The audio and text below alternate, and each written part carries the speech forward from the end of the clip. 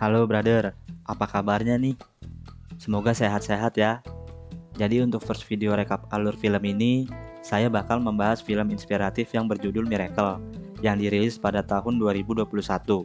Film ini mengisahkan kisah nyata, jadi film ini mengisahkan tentang Omar yang berjuang bersama istrinya yaitu Beka untuk menyelamatkan panti asuhannya yang terancam ditutup karena hutang yang cukup besar. Untuk membayar hutang itu, Omar dan anak-anak panti asuhan tersebut mengikuti turnamen memancing terbesar di dunia. Mau tahu kelanjutannya? Langsung aja yuk.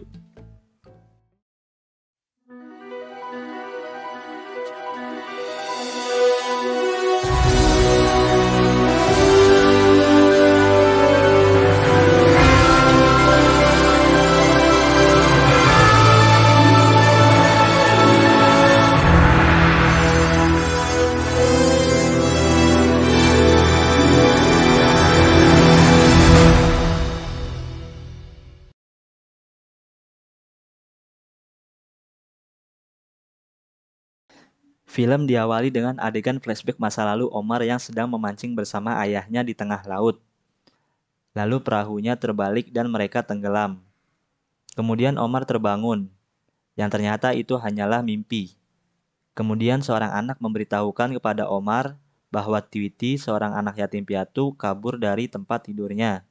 Berlanjut, Omar mencari Tweety yang kabur dari panti asuhan yang bernama Kasahogar. Setelah menemukan anak tersebut di kolong jembatan, Omar membawanya kembali ke Kasahogar. Kisah berlanjut di Kasahogar. Ternyata Omarlah pemilik Kasahogar. Ia merawat anak yatim piatu yang terlantar. Saat itu, Beka istri Omar memberitahukan bahwa stok makanan mereka menipis, sedangkan keadaan mereka saat ini sedang krisis dan memiliki hutang dengan bank. Terbukti ketika Omar tidak mengangkat telepon dari pihak bank tersebut. Kemudian Omar menghampiri Tweety yang semalam kabur. Lalu Omar menasehati Tweety dan menyuruh Tweety menulis doa di selembar kertas dan dipaku ke pintu, supaya Tuhan melihat dan mengabulkan doanya. Lalu Omar memberikan sebuah paku kepada Tweety. Ketika hendak pergi, polisi setempat yang bernama Berto mendatangi Omar dan menyerahkan anak yang mencuri jam tangan dari seorang nelayan. Omar berusaha membujuk Moko supaya mau meminta maaf dan mengembalikan jam tangan yang ia curi kepada pemiliknya. Akhirnya mereka sampai di dermaga dan Omar langsung mengembalikan jam tangan yang ternyata jam tangan itu adalah punya Kapten White, seorang yang sudah 2 kali memenangkan kejuaraan memancing internasional. Kapten White terlihat kesal dengan perbuatan Moko tersebut sampai mengusir mereka. Di perjalanan pulang, berita memberitahukan bahwa badai terbesar akan datang malam ini. Kemudian Omar memberitahukan kepada anak-anak bahwa akan ada badai besar nanti malam. Lalu Omar mengajak anak-anak tersebut untuk sama-sama membantu Omar menumpuk karung pasir di sekitar Kasahogar untuk melindungi dari banjir. Pada malam harinya, mereka berkumpul dan saling bercerita dengan cuaca di luar yang sedang hujan. Ketika sedang asik bercerita, kemudian seketika hal itu membuat Omar mengingat pada saat ia masih kecil, ia hujan-hujanan dan meneduh di sebuah selokan. Yang ternyata dari kecil Omar juga yatim piatu dan pernah hidup di jalanan. Keesokan harinya, air sudah menggenang di Kasahogar. Badai semalam membuat Kasahogar kebanjiran dan berantakan. Hal itu membuat Omar kebingungan membersihkan itu semua. Ketika ingin pergi ke dermaga untuk meminjam pompa penyedot air, Omar kembali ditelepon sama pihak bank yang meminta untuk segera membayar hutangnya. Sesampainya di dermaga, Omar dan anak-anak mendatangi teman lamanya Omar yang bernama Waini Bisbi. Omar berniat meminjam pompa penyedot air untuk menguras banjir akibat badai semalam. Kemudian Omar juga meminta bantuan lagi untuk supaya Waini berbicara kepada pihak bank dan membujuknya supaya memberikan sedikit waktu untuk melunasinya. Setelah perbincangan dengan Omar, Waini menghampiri Kapten White yang saat itu ingin mendaftar lagi turnamen memancing terbesar di dunia. Tetapi Kapten White belum memenuhi syarat untuk mendaftar. Kemudian Kapten White membujuk Waini supaya ia bisa ikut turnamen tersebut. Setelah Waini berpikir dan mengingat bahwa Omar memiliki hutang, akhirnya Waini memiliki ide membuatkan tim untuk Kapten White dengan nama Tim Kasahogar, yang dimana diikuti oleh Omar dan anak-anak yang saat itu bersama Omar. Kapten Wade sempat tak setuju dan tidak mau, tapi ia tidak ada pilihan lain. Setelah sampai di Casa Hogar, Tweety memberikan selembar kertas dan paku kepada Omar agar Omar memanteknya di pintu. Kemudian Kapten Wade mendatangi Omar untuk memberitahukan bahwa mereka akan mengikuti turnamen memancing minggu depan. Setelah Kapten Wade pergi, Tweety senang dan gembira, dibarengi dengan bilang bahwa doanya terkabul. Hal itu membuat Omar bingung.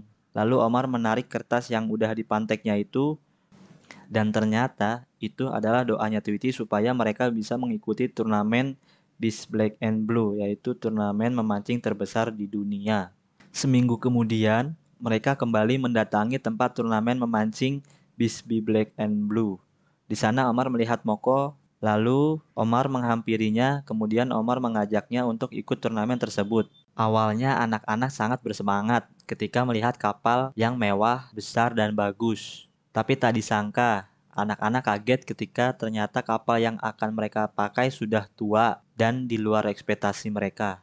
Di sana Kapten Wade bersama temannya yang bernama Chato. Lanjut, turnamen hari pertama pun dimulai. Semangat dari anak-anak membuat Omar dan Kapten Wade tersenyum. Singkat cerita, akhirnya kapal mereka sudah sampai di spotnya, dan Kapten Wade sudah melempar umpan. Kemudian sebagai kapten, Wade menyampaikan peraturan untuk mereka semua selama berada di kapalnya. Karena Wayne tidak memperbolehkan Kapten Wade menggulung senar pancingannya, Kapten Wade menunjuk Omar untuk menggulung senar pancingannya.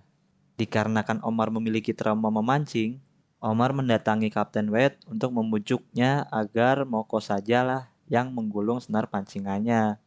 Dengan pasrah, Kapten Wade menyetujuinya. Singkat cerita, ketika mereka sedang menyantap makanan dan asik berbagi cerita, umpan mereka disambar.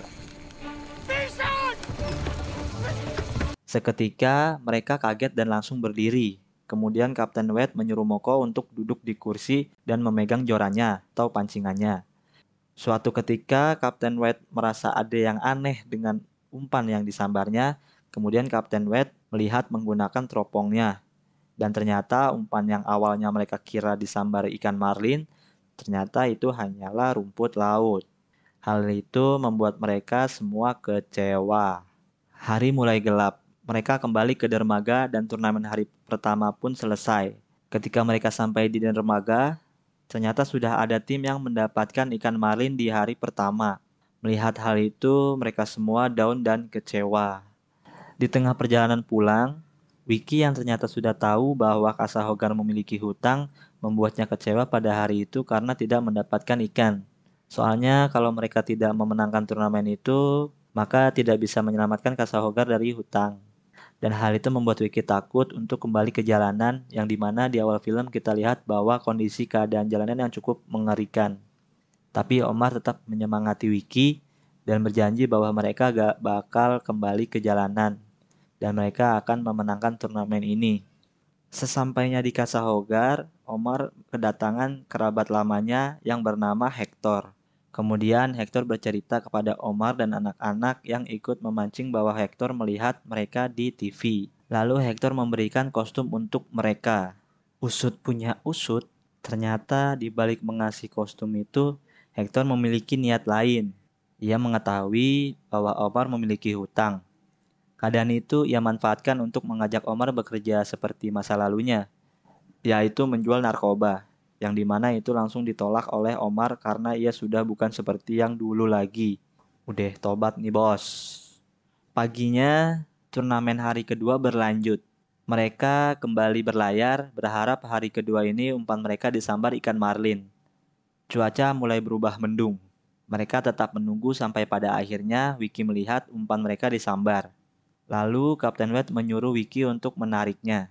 Ketika sedang berusaha menarik tali pancingannya, terlihat ikan marlin loncat. Sontak itu membuat mereka senang. Di sisi lain, si Gecko dan Moko berselisih. Kemudian Moko pun membalas ejekannya yang membuat Gecko mendorong Moko ke laut bersama dirinya juga. Di samping itu, yang lain sedang berjuang untuk menangkap ikan. Omar kaget melihat Moko dan Gecko sudah berada di bawah sana. Omar pun meminta tolong. Hal itu membuat Kapten Wade kebingungan karena di sana tidak ada yang bisa berenang selain Kapten Wade. Kapten Wade bingung Harus menyelamatkan dua orang anak ini atau membantu Wiki? Dengan berat hati, Kapten Wade memilih menyelamatkan Moko dan Gecko. Wiki yang tidak pernah memancing kesulitan untuk meraih ikan marlin tersebut yang pada akhirnya talinya putus dan ikannya lepas. Hal itu membuat Kapten Wade emosi dan marah besar karena hari kedua ini mereka kembali gagal. Gagal total. Ketika kembali ke Casa Hogar, Becca menghampiri Omar dan memberitahukan bahwa Pak Waini gagal membujuk pihak bank. Kemudian Becca berkata ada seseorang datang dan memfoto seluruh bangunan Casa Hogar. Becca sudah pasrah dan menerima kenyataan bahwa kemungkinan kehilangan Casa Hogar semakin besar dan semakin dekat. Di sela-sela perbincangan, si dedek kecil Tweety menghampiri Omar dan memberikan gambar Kapten Wade yang ia gambar sendiri. Lalu Omar mendatangi Kapten Wade dengan membawakannya makanan. Dan tak lupa Omar pun meminta maaf kepada Kapten karena kejadian tadi. Kapten Wade bercerita tentang keluarganya. Kemudian dengan rasa pesimis, Kapten merasa bahwa ini sudah berakhir. Mereka tidak memiliki kesempatan lagi dan berniat untuk tidak melanjutkannya esok di hari terakhir turnamen. Karena Omar tak sengaja bicara soal bank, akhirnya Omar bercerita kepada Kapten Wade soal hutangnya kepada bank yang cukup banyak. Dan Omar mengikuti turnamen itu untuk membayar hutangnya supaya panti asuhannya bisa terselamatkan. Omar terus membujuk Kapten Wade, tetapi Kapten tetap bersikeras bahwa ini sudah berakhir. Omar akhirnya pamit pulang. Sebelum pulang, Omar memberikan gambar Kapten Wade yang tadi Tweety gambar. Di pertengahan malam, Kapten Wade datang menemui Omar dan sudah membawa ikan marlin yang ia beli. Karena merasa gak ada harapan, Kapten Wade berniat curang dan mengajak Omar untuk ikut supaya mereka bisa menang dan menyelamatkan panti asuhannya. Omar tidak setuju dengan tindakan Kapten Wade tersebut, tapi Kapten Wade mengungkapkan bahwa ia memenangkan turnamennya yang kedua dengan cara curang. Sontak hal itu membuat Omar kaget dan bingung harus berbuat apa. Paginya, si dedek Tweety ingin ikut dan sudah standby di mobil dengan seragamnya. Awalnya Omar melarangnya, tetapi akhirnya Omar memperbolehkannya ikut. Ketika sampai di sana, Kapten Wade tidak memperbolehkan Tweety ikut serta. Tetapi ketika Omar memberitahukan bahwa Tweety lah yang menggambar kertas yang ia kasih semalam, Kapten Wade pun akhirnya memperbolehkannya ikut. Hari ketiga, yang dimana menjadi hari terakhir turnamen tersebut pun dimulai. Kapten Wade sudah mempersiapkan ikan marlin yang ia beli di bawah kapal. Di hari terakhir, mereka semua merasa putus asa. Sudah menunggu, tetapi umpan tak kunjung disambar. Akhirnya, Kapten memberikan aba-aba seperti rencananya pada awal. Cato yang akan mengalihkan perhatian anak-anak, sedangkan Omar dan Kapten menyiapkan ikan marlin yang sudah disiapkannya di bawah kapal. Ketika Omar sedang menunggu Kapten Wade, tak sengaja Omar menemukan paku yang terselip di saku celananya. Sontak hal itu membuat Omar teringat ucapannya yang ia lontarkan kepada Tweety. Setelah berpikir, Omar mengurungkan niatnya untuk berbuat curang. Lalu Omar mendorong ikan marlin tersebut sehingga jatuh ke laut. Tindakan itu membuat Kapten Wade panik dan marah. Suasana semakin suram. Mereka menunggu lamanya, umpan tak juga disambar ikan. Ini semakin membuat mereka putus asa. Lalu Omar beranjak dari duduknya dan berterima kasih kepada Kapten Wade karena sudah mengajak mereka. Dan Omar pun merasa ini sudah berakhir. Kemudian Omar minta maaf kepada anak-anak bahwa Omar tak bisa menyelamatkan Casa Hogar. Anak-anak merasa sedih dan merasa kecewa. Kemudian Kapten Wade menyuruh Cato menghibur anak-anak dengan mengajarinya memancing ikan-ikan kecil. Di tepi kapal, Omar mengambil paku yang ia temukan di sakunya dan mengingat ucapan yang pernah ia ucapkan, yaitu berdoalah ketika sedang kesulitan. Kemudian Omar berharap dan berdoa, lalu melempar pakunya itu. Ketika paku dilempar, manggaku dapat. Canda. Lanjut, ketika paku dilempar, Omar kaget. Bertepatan ia melempar paku tersebut, umpannya disambar ikan.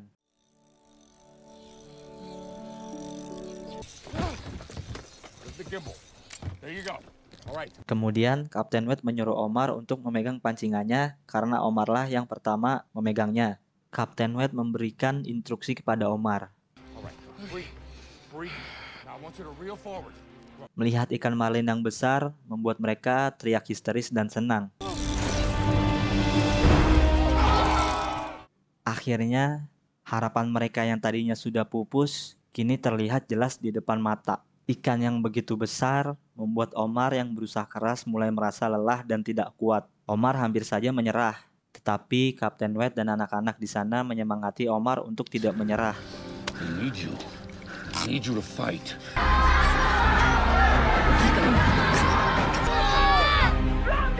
Boat that fish, baby, boat it! Akhirnya, perjuangan mereka membuahkan hasil. Mereka mendapatkan ikan marlin yang sangat besar. Hal itu membuat mereka tak menyangka, termasuk Kapten Wade.